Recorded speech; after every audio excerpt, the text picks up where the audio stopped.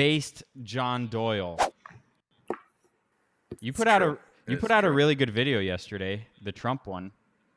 I agree with it. I appreciate you saying that. Yeah, I had been working on just some video for a very long time, and I had scrapped like 3 other bigger projects, and then during that time, I just became very fed up with the amount of astroturfing that we're seeing with these Trump alternative type characters. I was like, I'm just going to make, a big video talking about Trump, DeSantis, the Biden speech, everything. So if those in the audience haven't watched it and would like to check it out, please feel free to do so. But yeah, I'm glad you enjoyed it.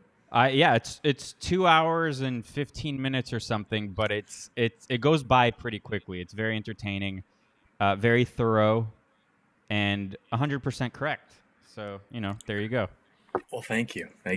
I didn't realize that young kids were so into DeSantis. Like, I didn't realize that was a thing, and I guess that's because I'm 36 and you're 22, so you probably have your ear to the ground a little bit more closely than I do. But I didn't realize that was a thing, and it's almost like, how do they think we got here? How do they think DeSantis was ever even an option?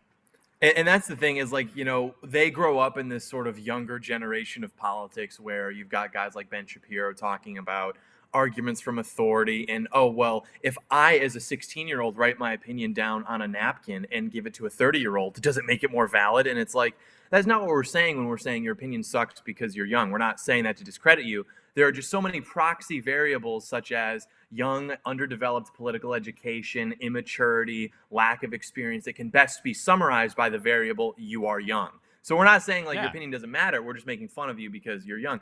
And a lot of the younger guys do get it, but it really is just kind of this thing where they're caught up in the excitement of electoral political cycles, and they're looking at someone like DeSantis, and they, I think, view a lot of the Trump voters to be these kind of middle American hicks. And it gives them basically permission to view themselves as more intelligent or sophisticated by looking at the normal Americans who are like, let's go, Brandon. And then being like, oh, no, I know better than you. I'm like this super smart political guy, DeSantis 24. And then you've got all the really high IQ people who are like, no, it's Donald Trump. It's definitely Donald Trump. Why would you even want to be perceived? Like, a 16-year-old should inherently like a shit poster. You know what I mean? Real. So why would you even want to be like Ben Shapiro?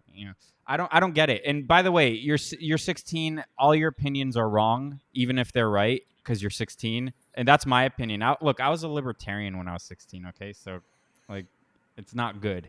You're gonna grow. You're gonna become smarter. You're gonna have more experience in the real world, and then you're gonna realize we need a shit poster in chief, and that's just how it is. We need someone to completely demolish the system that we see, and DeSantis would obviously not do that.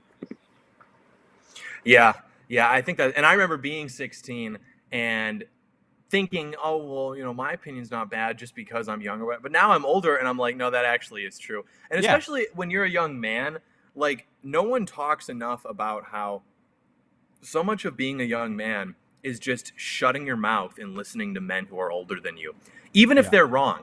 My dad, for example, is right on his predictions in terms of long-term predictions. He's never missed. Day-to-day stuff, maybe a little more iffy. But, he'll call me and he'll tell me things about how I should be making content in this way or this way. And I used to push back against him and want to be like, well, actually, Dad, you've never done this before. And I'm, Gen Z, and I know. But then I was thinking, I was like, look, this guy did not go through 60-hour weeks at the Chrysler plant, come home and raise me just so that I could give him shit about stuff he may not. This guy is a total Chad, and there's a certain level of humility that needs to be exercised, especially with the father-son dynamic. And just it doesn't matter if your dad's wrong, then just don't listen, don't follow the advice, but at least give him the respect that you're at least going to listen to his input on what you should do. I'm interested in this topic. I wanted to bring up because I have a son and I expect to have more kids, and all that. And I can't remember if I asked you this before, but I sent you a thread from that guy, the comic strip guy, G Prime, whatever, about porn. And I'm going to pull it up here in a second. And I think that this is a very good example as to why conservatives keep losing, especially on the culture war kind of stuff. But did you learn about the dangers of porn and all of that from your dad and your family, or was it through, anonymous right-wing bodybuilding type of people on Twitter? Somewhere in between. Um, I guess to be like incredibly candid with you and the audience. I mean, this is the highbrow stuff that's the people get when they subscribe to Wrong Opinion on True, so Gumroad. true.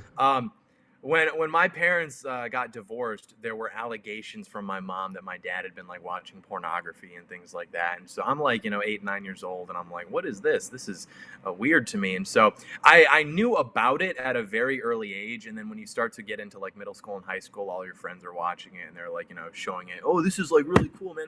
So I kind of like had this general idea early on that, okay, well, this is wrong. This seems to be causing problems. I don't like the way my friends are talking about this. I don't like the way my parents are talking about this.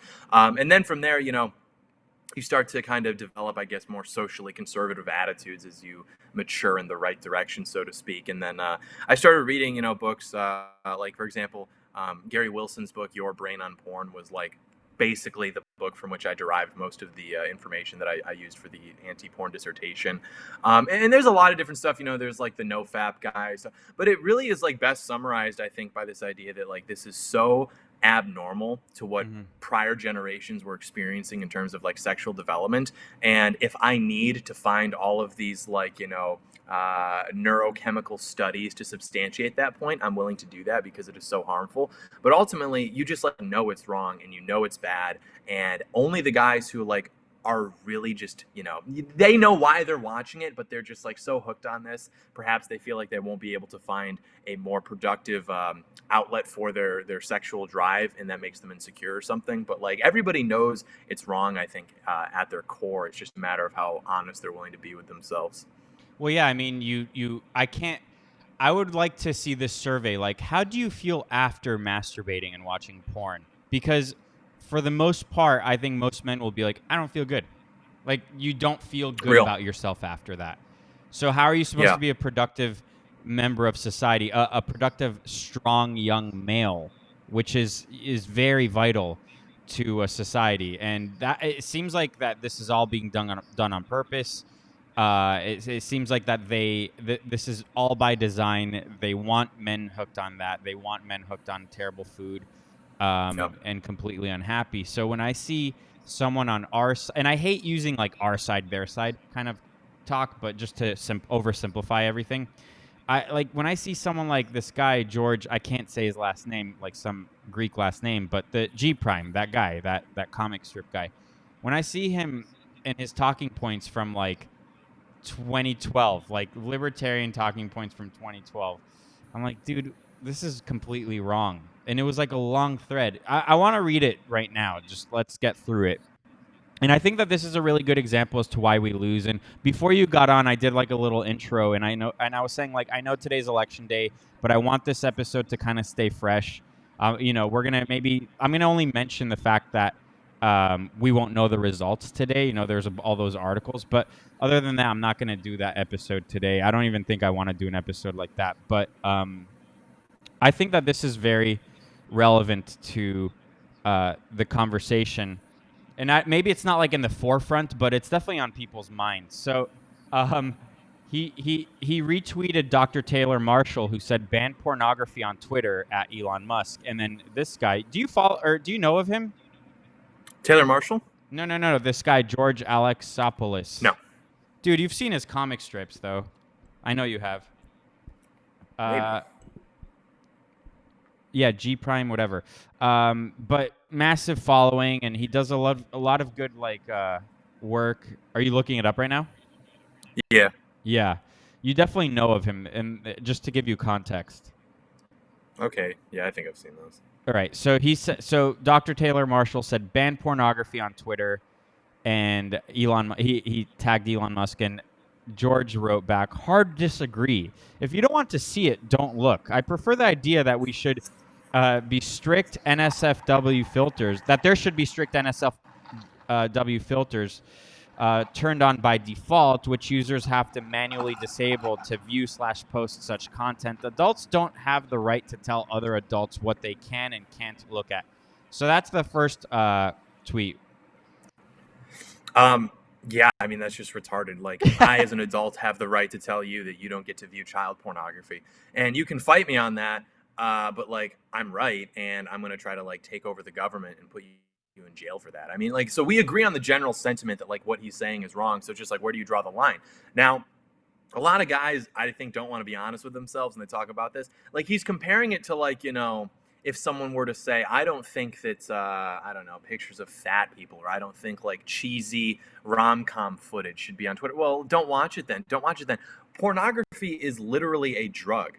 It alters your state of consciousness. It violates your agency and autonomy as a young man, or as a man in general. When you see that, that is exploiting something that you are biologically predisposed towards seeking in a way that is so beyond the scope of which you're programmed to be able to handle in terms of like sexual content. And your conscious mind might think you know better, but you're like, monkey mind, so to speak, doesn't. And so when you see that, it's not a matter of like, you see like a 2-minute clip from a Joe Rogan podcast and you're like, I'm going to choose not to view this because I'm offended by a lot of what Joe Rogan entertains. You're seeing that. And even if you have the strength or the self-control to move beyond it, be like, oh, I don't want to watch that, it still is going to put you in a different state of mind by default than you would have had prior to having viewed that. So it's not as simple as, adults should have the right to say what kind of content they want to view and what kind they don't want. And maybe it should be filtered. This is an entire different classification of content. It's only content insofar as it is being like put on a screen. Other than that, it is such a different thing in terms of what it actually is perceived as by your brain and by your mind.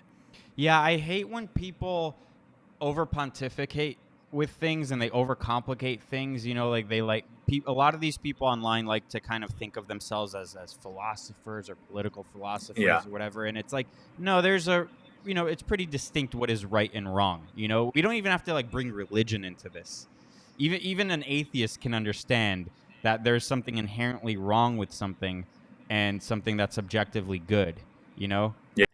That was even one of my first arguments in the kind of calling back to what we were discussing earlier with like, no one feels good after they do that to themselves.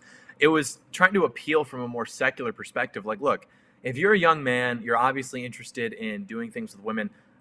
Is it not kind of like cucked to be watching some other man be doing what you would preferably be doing yourself? Like, even ignoring everything else, the morality of it, like you are watching some other dude do to a woman what you, I guess, would like to be doing to her, and you're like getting off to that. That doesn't make you feel good. Even the guilt aspect in terms of like the sin or the spiritual corrosion, you and like what you would be desiring is something else. And they'll say, well, I can watch like a pro football player do this. And well, it's like, dude, you're not wired to want to pursue professional football. Arguably, men are driven to pursue that level of greatness because they want access to women. Like, everything basically gets back to access to women. Maybe the trad cats aren't going to like that, but that's just kind of the way that we're wired. And so it's an entirely different ball game if you're going to be watching that. And it's never also been easier to just go out and, maybe not find a wife, but if that's what you're looking for in terms of access to women, it has never been easier to get that. But the problem is these guys are antisocial, largely because of porn, because they're depriving themselves of their spirit, their masculine drive to conquer, and now they can't even make eye contact with people at restaurants because they're just like totally coon-brained.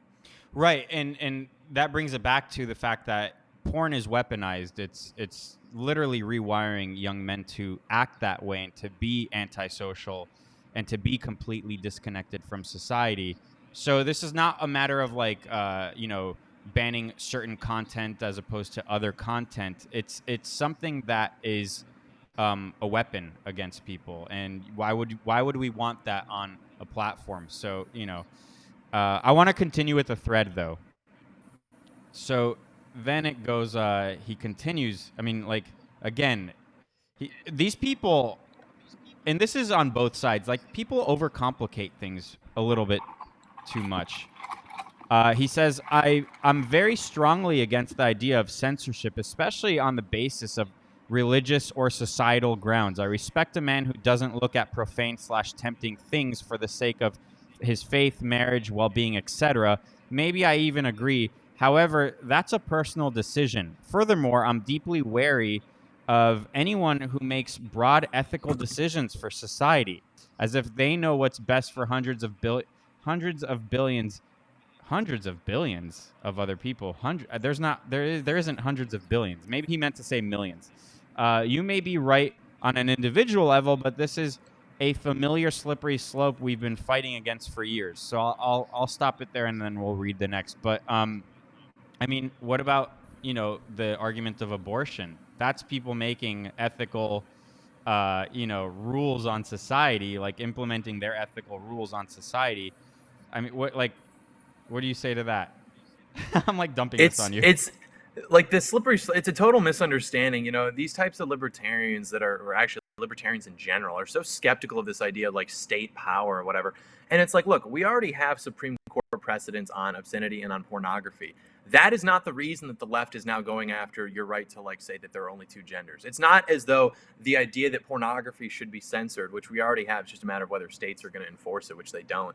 That is not the reason why, fast forward 50 years, the left is now saying that you are not allowed to question, the legitimacy of the election or whatever. So it's not like there was this ruling and now it's crystallized in the mass consciousness, this idea of like censorship is okay, and that's what has enabled this further type of censorship from the left. In fact, the left likes pornography. The left likes censoring you for questioning what they're doing, and being pro-pornography is fundamentally like a left-wing position.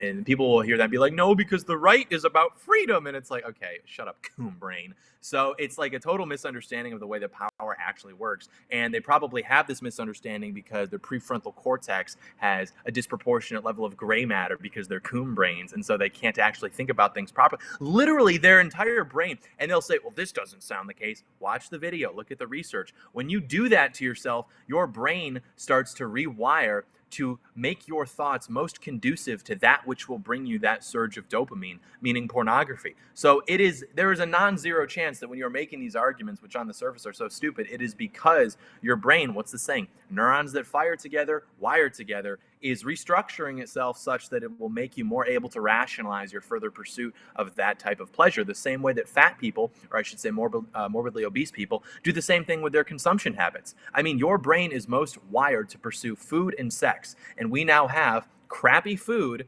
fast food, highly processed food, and also pornography. Those two things, which are now produced in mass quantities, and not even mass quantity, like super stimulus type quantities, I think is the word, that would never be available to you in nature, and your brain is just not able to handle that, which is why the average American man now is this overweight, doughy porn addict. But it's freedom. It's freedom, so it's okay. I was free to do this. Right, but that's also another misconception. I don't think that is freedom, and there's a really good argument to be had that having control over your most primal instincts and urges, that equates to freedom. If you're a slave to them, if you're a slave to porn, if you're a slave to bad food and all of that, then you're free to do all those things, but that doesn't mean you're free, because you're going to become a prisoner in your own body.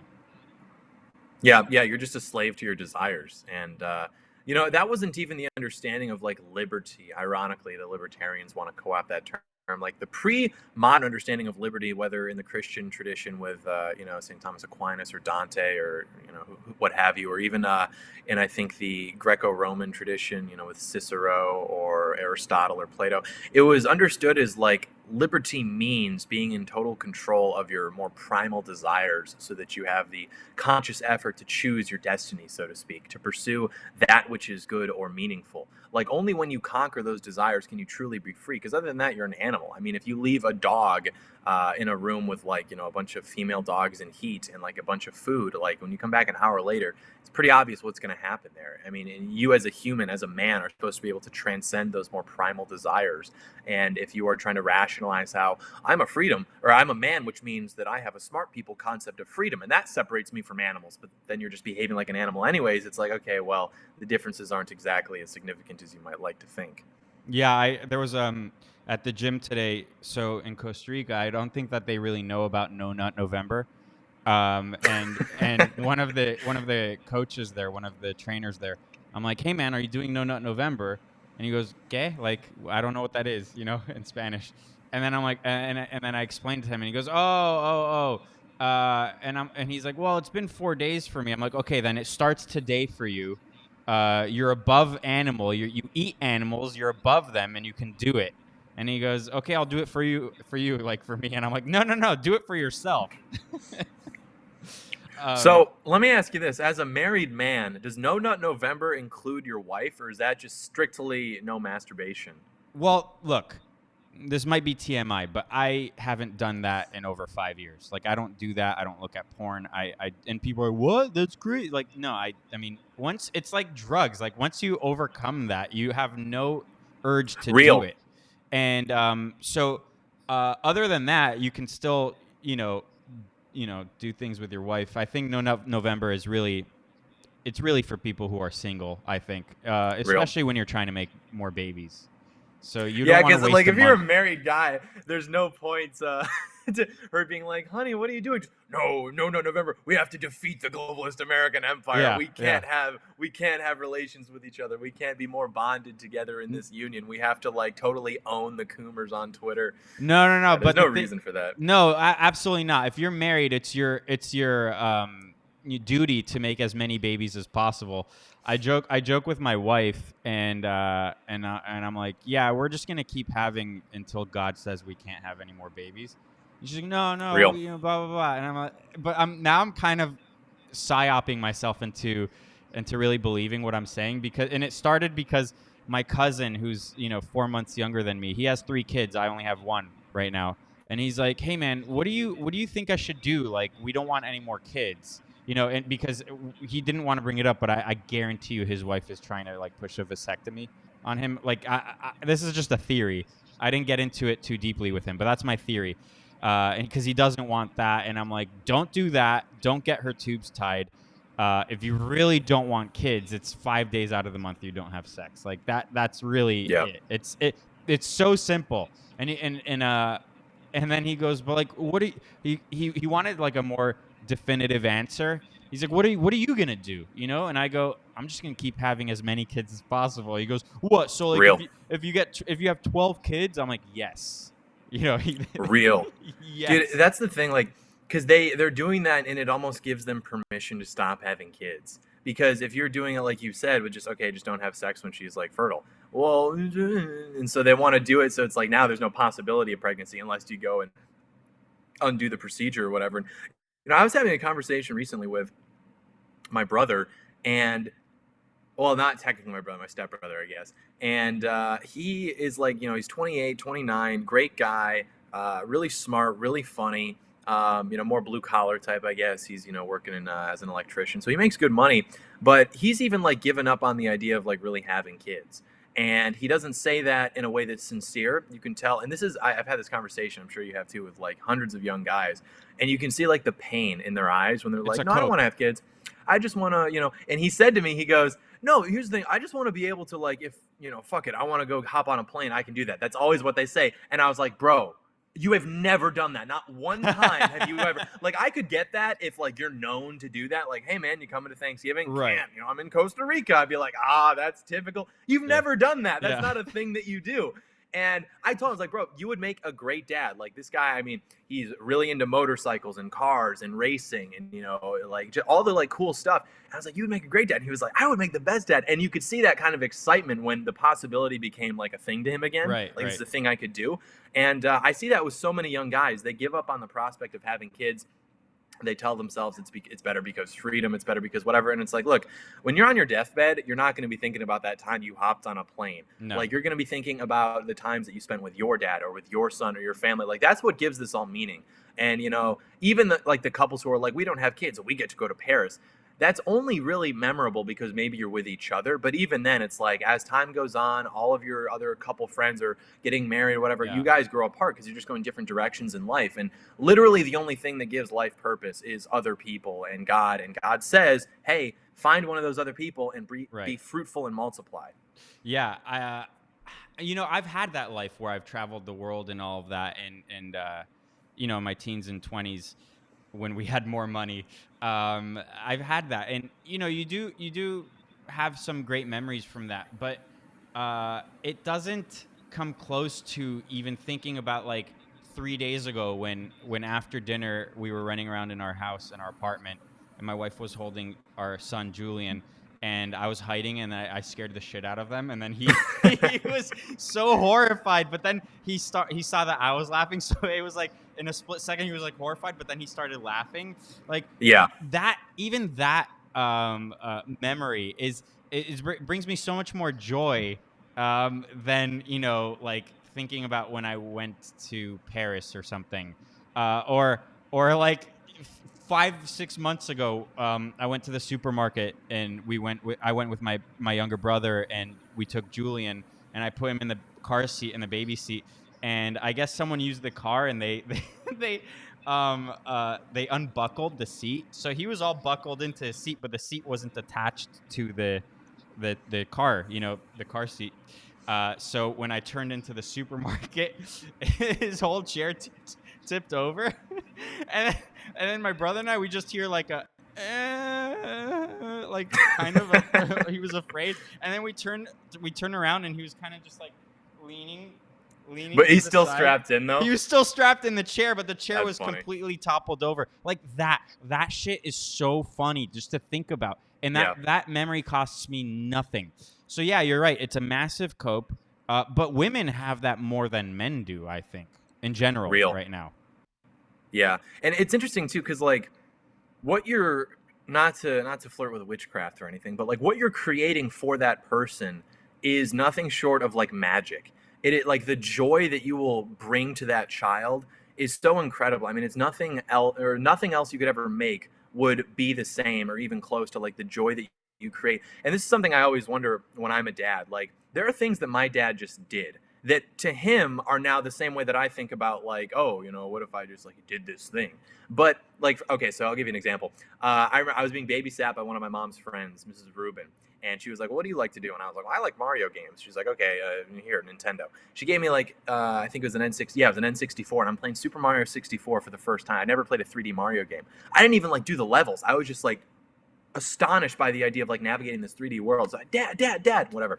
Go visit my grandma that weekend. We get back home, and my dad was there, and he had gone to GameStop and got an N64, got Mario 64. And this is like one of the greatest memories of life. Like that surprise, it was so much fun. We, playing that video game, and like to him that was just like, he probably woke up on a Saturday, he's like, I'll go to GameStop. He goes, he doesn't know what the fuck he's talking. He's like, some 3D Mario game. And the guy's like, oh, okay, here you go, sir. And to me, I will never forget that for the rest of my life.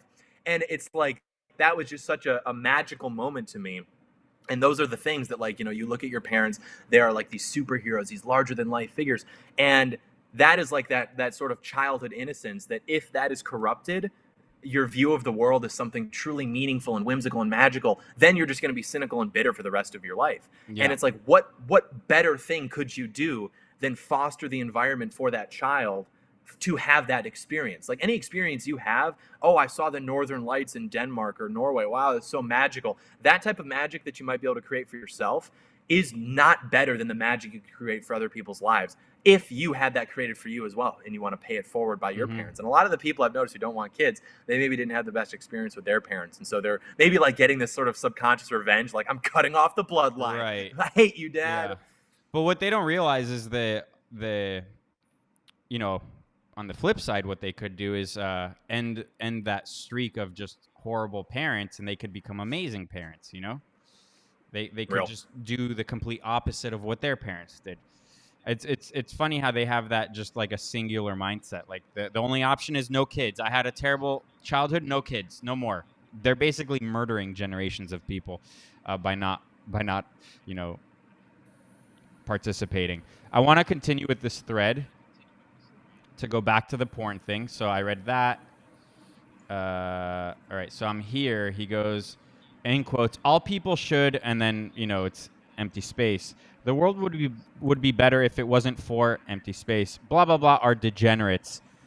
Live a good, noble life, and maybe others will want to emulate it. Morality can't be engineered by force. In other words, mind your own business. That's wrong. I used to think that, by the way. That's completely wrong. Because I think politics is downstream from culture, and if that's true, then Twitter is culture. That has nothing to do with the government. Like, no one is saying the government should come in And I mean, like in this argument, I'm saying in this specific argument, no one is saying the government should come in and ban porn off Twitter. Someone tweeted, Elon, you should ban porn off of Twitter. So that's literally someone trying to guide culture in a certain way from a private entity, which I think would be amazing. But then on the other side, again, you ban abortion. That is, what's it called? Um, Legislating morality in a sense. Yeah. And that's the thing. It's just a misunderstanding of like what morality actually is. Like nobody is saying that we're going to like, Orwellian style monitor you in the privacy of your own home and see what you're doing and then like send secret police to come get you if you like watch porn or something. But morality is downstream from the ability to make the right choice when you are tempted. I mean, we all have a moral compass. Some may be more miscalibrated than others because of immoral behavior that they then find a way to rationalize. But, it's written on your heart. And so we're not saying that we're trying to force you to be moral. I don't care if you're moral. I mean, I do in the sense, that it might affect my community or my family or whatever. But like ultimately, like that's your own destiny. I don't like lose sleep over other people not making the right choice or something like that, insofar as it doesn't then destroy the whole culture, I guess. But the point is like we are not trying to do that. We are trying to limit the near occasion of sin, I guess. We are trying to destroy the ability for the temptation to be presented to you as much as possible. So if we go back to even as recently the technology, like say 2000s, where now, you need porn is not available on the internet anymore, and you have to go to bookstores or those weird VHS stores that you see on the highway to go get it. I'm not going to send in the FBI to go raid those places, but like, I don't want it to be as easy as it's totally free and anonymous and now any like 10-year-old kid can just access it on a computer. Like if you want to access it, go for it, but we need more hurdles so that people have the ability to not do it so many times. Like, I'm horny, whatever. Do I really want to get in the car right now and go pick up a VHS tape? Do I really want to take this VHS tape that I already have and watch it? Or do I really want to put in my ID to verify that I'm of age? It's about limiting the ease of pursuing that which is wrong, which we do with every other thing that is wrong and corrosive to, the functioning of normal civilized society. So it's stupid to think that with such a drastic change in the technology that has instituted like such ease of access to pornography, especially in all of its forms, that we wouldn't then want to adjust and make it so it's more, I guess, akin to how we have with everything else, whether it's gambling, purchasing alcohol, any vice. But they don't even recognize it to be a vice. So that's the problem.